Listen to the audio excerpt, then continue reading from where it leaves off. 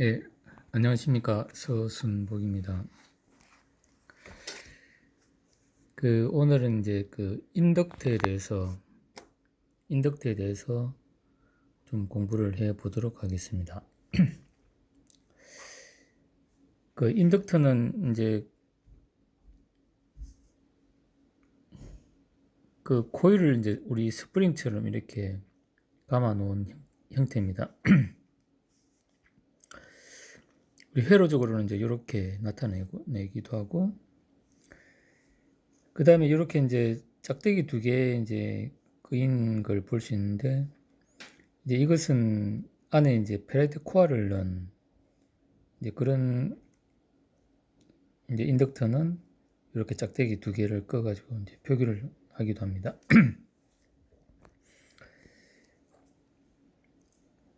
그 다음에 이 부분에 이제 뭐 가변 이제 인덕터는 이제 이렇게 표시를 합니다. 근데 대부분 이제 우리가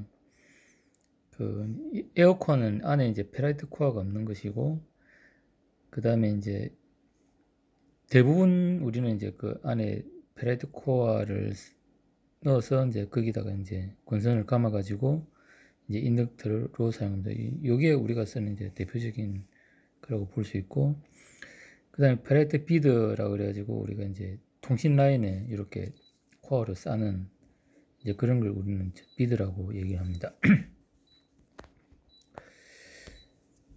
그 다음에 이제 요거는 이제 우리가 이제 코일에 전류가 흐를 때 이렇게 이제 뺑뺑 돌면서 이제 전류가 흐르는데, 이제 전류의 방향은 보통 이제 우리가 이 엄지손가락이 이제 그 전류의 방향일 때 이 자기장이 이렇게 이제 형성된다는 그런 의미입니다. 그렇게 하면은 이제 전류가 이렇게 흐를 때 이제 자기장이 이렇게 이제 형성된다는 거죠. 그러면 각 코일에 이제 자기장이 이제 이렇게 흐를 때 이제 자기장이 형성되는데, 그게 다 이제 어떤 이제 모이면은 이제 이렇게 된다는 거죠. 이제. 그래서 N극에서 나와가지고 S극으로 이제 들어가는 이런 이제 자기장이 형성되기 때문에 이게 이제 자석의 역할도 이제 할 수가 있는 겁니다. 그 다음에 이제 이제 코일, 인덕터 같은 경우는 이제 요 식이 좀 이제 좀 중요합니다.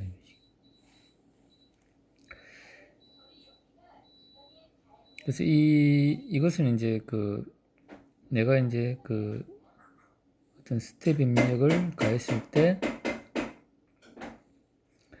이제 전류가 흐르는 것은 어떤 이제 기울기를 가지고 흐른다. 이제 요게 이제 dt분의 di가 되겠죠.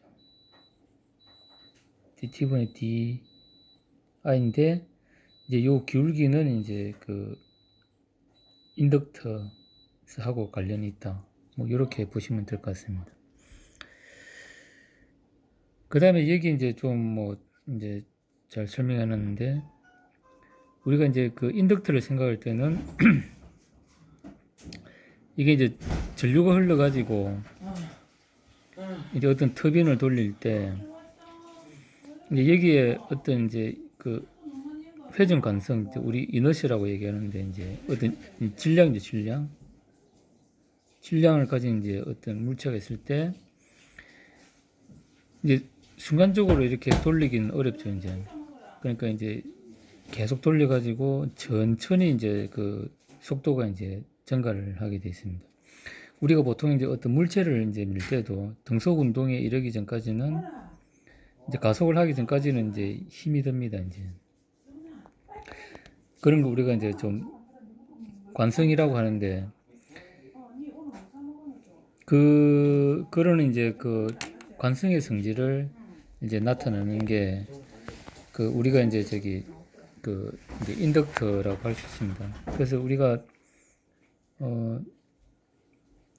옛날에 이제 고등학교 과학 시간에 이제 우리 뭐 이런 거 배웠는데, 그게 이제 스프링이고 그게 이제 질량이죠. 이제 그래서 보통 요 이제 질량을 우리는 요거하고 이제 비슷한 개념이죠. 관성에 관한 부분이니까 이제 질량을 우리가 이제 인덕터라고 이제 대체할 수 있고, 요 스프링을 이제 그 콘덴서라고 이제 좀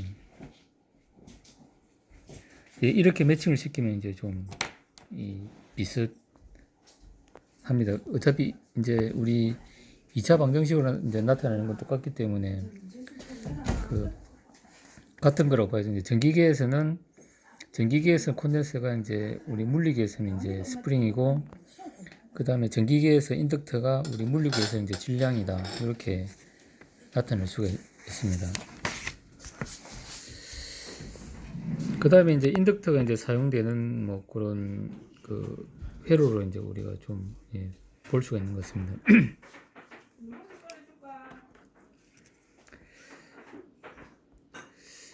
일단은 이제 마찬가지로 이제 로패스 필터, 하이패스 필터를 이제 이제 코일을 이용해서도 이제 우리가 할 수가 있는데, 사실 뭐 이제 이거 이론적으로 이렇게는 되지만 잘 쓰이지는 않는 것 같습니다. 그래서 이제 L과 R로 했을 때는 이제 그 로패스 필터, 저는 이제 콘덴서하고는 반대죠. 콘덴서는 이제 여기 이렇게 콘덴서가 붙으면은 하이패스 필터가 됐는데 반대고, 그 다음에 하이패스 필터로 하려 그러면은 이제 R과 L을 이렇게 놓으면은 이제 하이패스 필터가 된답니다. 이제 이래서 고주파 성분은 빠져나가고 저주파 성분은 이제 그라운드로 빠지고, 그러니까 이제 우리 콘덴서의 하이패스 필터, 로패스 필터의 위치가 서로 이제 좀 반대라고 좀 보면 될 것 같습니다.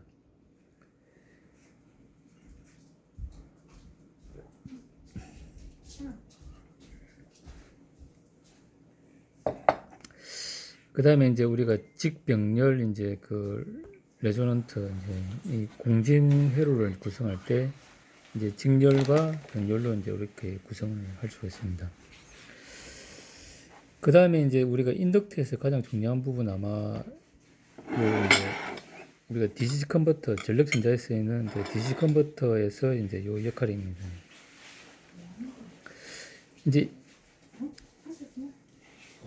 요 시계에 이제 쓰이는 게 아까 이제 봤던 V는 DT분의 DI가 이제 쓰입니다. 그래서 이제 우리가 주기적으로 이제 파형을 이렇게 주면은 이제 전류가 선형적으로 이렇게 이제 증가하는 거죠. 그래서 우리가 이제 이 FET 스위칭을 이용해 가지고 이제 전류가 이제 우리가 이 선형적으로 이제 증가하고 감소를 하기 때문에 우리가 이제 듀티 제어를 통해서 이제 전력을 이제 선형적으로 제어할 수 있다는 이제 그런 특성이 있는 게 요 시기라고 보시면 됩니다. 그 다음에 이제 우리가 릴레이 이제 또 이제 릴레이로 이제 쓰이기도 하고, 그 다음에 트랜스포머로도 쓰이기도 합니다. 이제 이 부분은 사실 이제 좀 할 얘기가 많죠. 이제. 그래서 이제 전체적으로 이제 보면은 그 이제 인덕터와 관련해 가지고는 이제 로패스 필터, 하이패스 필터, 그 다음에 이제 공진회로, 그 다음에 이제 우리 전력전자의 DC 컨버터, 그 다음에 변압기는 이제 릴레이 회로에 쓰인다. 그래서 이제 제가 볼 때는 이제 인덕터의 가장 중요한 부분은 뭐 요 두 부분은 상당히 좀 자주 이제 쓰이는 걸로. 그래서 이제 저는 요 부분은 이제 제가 이제 좀 이제 개발 경험이 많기 때문에 이제 이 부분은 상당히 좀 중요하다고 좀 강조를 하고 싶습니다. 그 다음에 인덕턴스의 이제 가장 기본적인 원리는 아까 이제 우리가 이제 전력전자에서 가장 중요한 이제 요 회로 부분. 그러니까 이제 그 전압이 일정할 때 전류 증가가 이제 선형적이다는 거죠. 그 다음에 반대로 이제 이제 이 콘덴서 같은 경우는 반대입니다. 그러니까 이게 전류가 일정할 때 전압의 증가가 이제 선형적이다. 이렇게 됩니다. 그래서 이제 좀 그 인덕터와 이제 콘덴서 같은 경우는 서로 좀 상반된 그런 게 있습니다. 근데 이제 뭐 조금 다른 얘기일 수 있는데 이제 이런 부분은 이제 어디에 많이 쓰냐면 우리가 이제 뭐 피터블라시 이제 삼각 파이로 이런 거 만들 때 이제 아주 성적으로 깔끔한 이제 회로를 만들 때 우리가 이제 정절 유원을 이용해 가지고